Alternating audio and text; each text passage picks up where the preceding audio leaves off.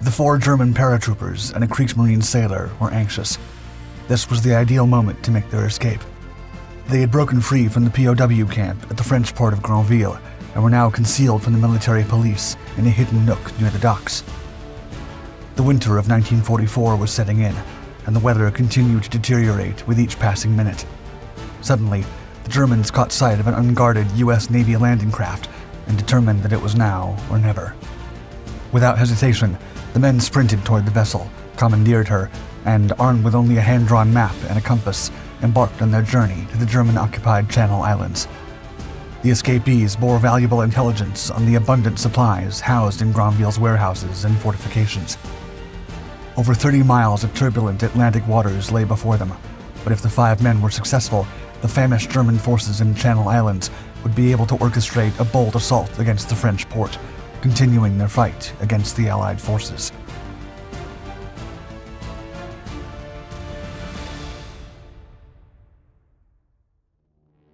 The Channel Islands.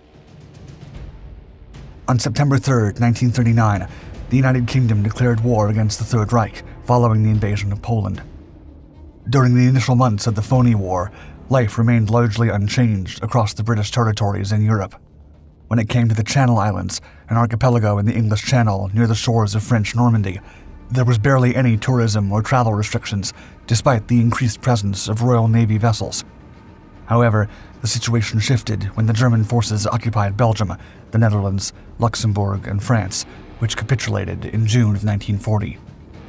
As the Wehrmacht and Luftwaffe readied their assault on the United Kingdom, the British government concluded that the Channel Islands had no strategic value and left them defenseless.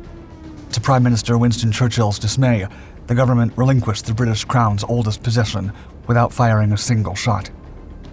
Military and civilian personnel were evacuated from the islands, but some residents chose to remain, even after their home was declared an open town. When the Germans bombed the harbors of Guernsey and Jersey in late June 1940, they were entirely oblivious to the Channel Islands' demilitarization, as the British had suppressed the news. On June 30th, Luftwaffe pilots touched down on the desolate airfield of Guernsey and were informed about the Open Island Decree. Within days, the entire Channel Islands archipelago came under German control. Between 25,000 and 30,000 Wehrmacht personnel were dispatched to fortify the island against an eventual British counterattack. However, the anticipated assault never came to pass. Escaping Granville.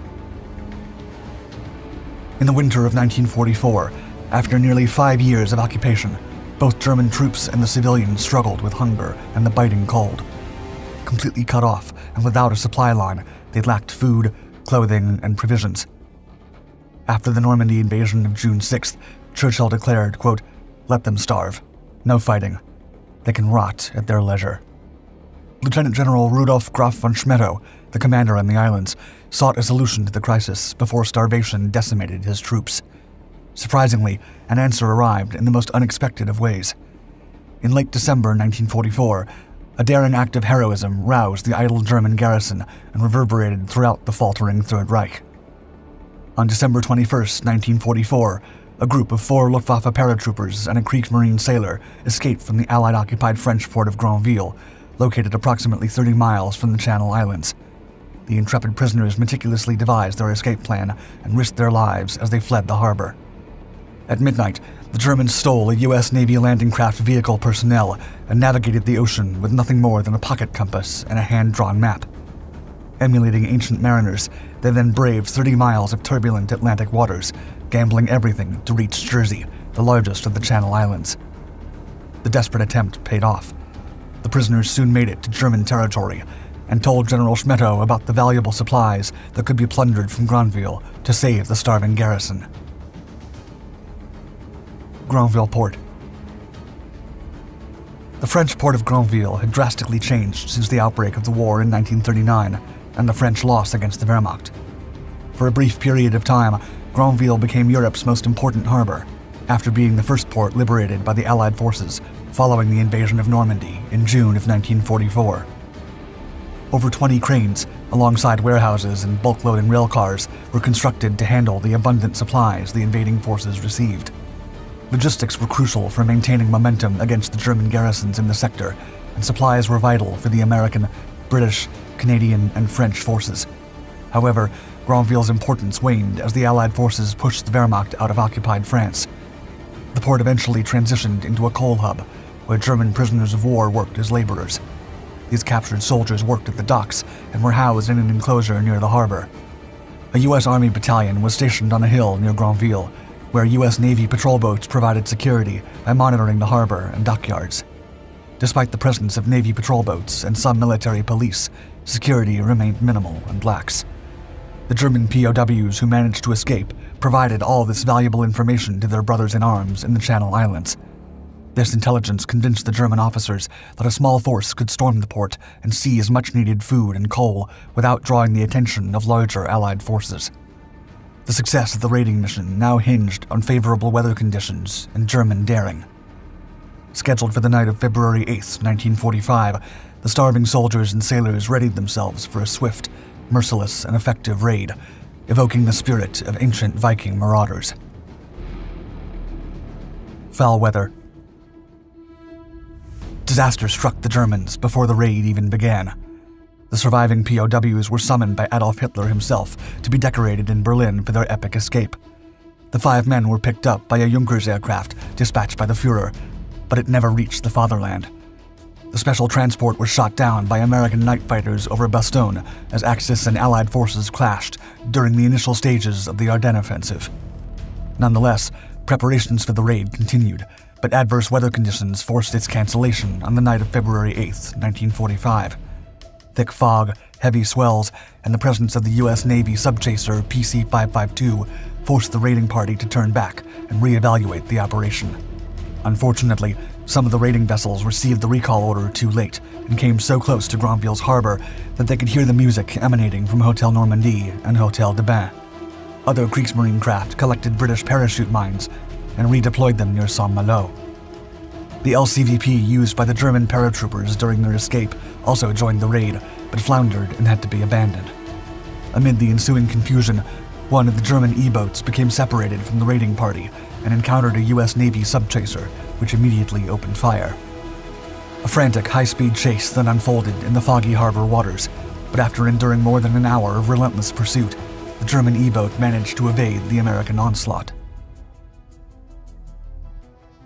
Amphibious assault. Upon the return of the raiding party, General Schmetter was replaced on February 20th by Vice Admiral Friedrich Hofmeier, who assumed command of the Channel Islands and promptly prepared another raid. Hofmeier envisioned not just a raid to obtain valuable resources, but also a daring attack against the port to liberate the German POWs and deliver a cunning blow to the Americans. The operation evolved from a simple raid to an amphibious assault with multiple objectives. In addition to procuring food and coal and rescuing prisoners, the raiders were tasked with sinking any Allied cargo vessels or patrol craft, and even capturing American officers. Hofmeier's raid partly consisted of 12 vessels divided into 4 groups, each assigned a specific task. The Vice Admiral quickly re-established contact with several French collaborators in Granville to plan his assault accordingly. One of them was a French woman who worked at the Hotel de Bain, where some of the American officers were stationed. She provided the Germans with the latest troop movements around the harbor and the overall state of the harbor's defenses.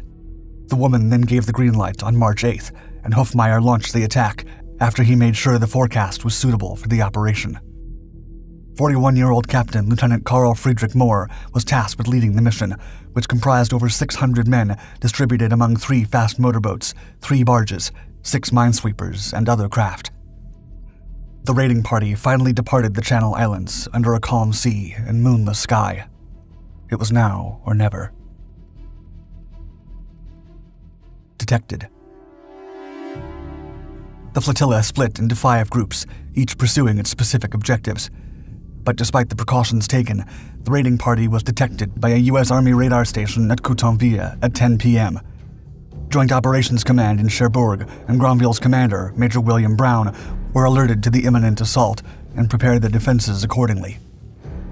At around 11:30 p.m., the German vessels began to converge at the port. Major Brown had the port darkened and sent the German POWs to the prison stockade. Within minutes, the Allied patrol craft in the harbor started to spot the German vessels. Allied craft PC-564 then opened fire with her 3-inch gun against 3 German sweepers carrying 88mm artillery pieces, PC-564 was struck by 4 rounds, rendering it out of commission with multiple casualties. Around 1 a.m., the remaining sweepers entered the harbor, while the torpedo boats targeted the U.S. officers at the hotels. Over 70 German commandos quickly secured the dockyards, but firefights erupted as they attempted to board the coal ships. The German POWs were liberated, and the warehouses were pillaged before the Americans could regroup. Meanwhile, other German units set about detonating trucks, cranes, and specific targets, and another team seized control of Hotel de Bain and captured 9 army officers, including a Marine. The unexpected. Everything went according to plan until the raiders tried to remove the coal ships from the harbor. The tide was too low, and the ships were fully loaded. Only the small coal vessel, Esquwood, could be maneuvered, and one of the minesweepers also ran aground due to the low tide when attempting to attack a radar station near the coast. As each minute passed, American and French resistance intensified, and the German commandos retreated to their vessels in an orderly fashion and exited the harbor. The German raiders returned to Saint-Hélier with high morale, as the raid had been a success. They had acquired ample coal and supplies, liberated the German POWs, and captured dozens of Allied prisoners. However, the victory was short-lived. Just hours later, while the Germans were still unloading the captured supplies, Allied aircraft dropped news leaflets across the islands, bearing an ominous message. The U.S. Army was letting the Germans know that Allied forces had just secured a bridgehead across the Rhine River at Remagen.